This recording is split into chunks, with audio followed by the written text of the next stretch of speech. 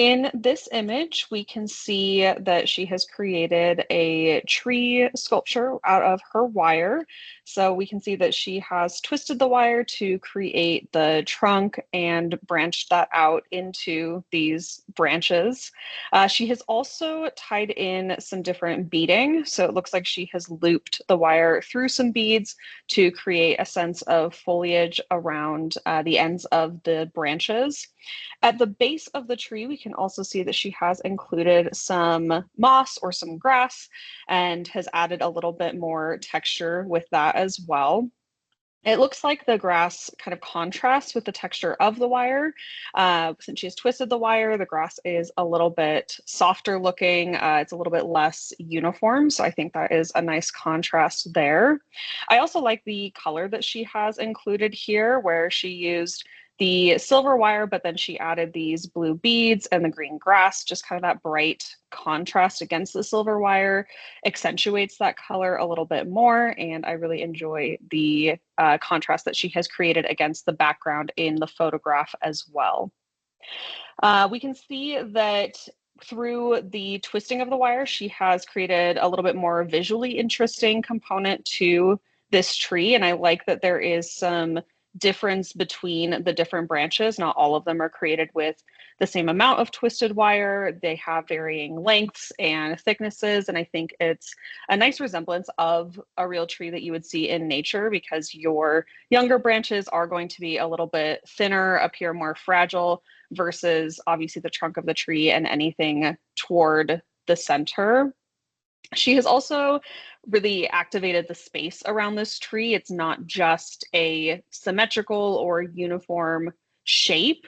She has really created that 3D volume as well as the depth, with the variation in how far the branches extend, how some of them are more curved, where some are straighter and extend out in different directions. So I appreciate that there is some asymmetry here.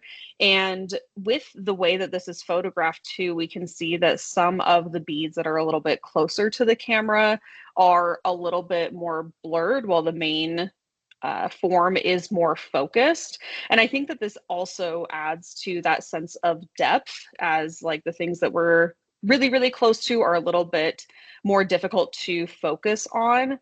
And the things that are in the central part of the image or of the structure are a little bit easier to make out. So I appreciate how this is photographed and how that adds to the depth and that three-dimensionality here. I think that this is an interesting approach to a wire sculpture as well, because she has created so much depth in this form and has not simply made it just a 2D outline of a tree. So I think that this could have a little bit of a like tree of life interpretation to it, just as we grow, as we branch out in different directions and spread our roots. And there is a lot of depth to us as people as well. And I think that this is overall incredibly well done. Again, I really, really enjoy the contrast of the colors that she used, as well as the contrast against the really dark background in this photograph to make those colors really stand out.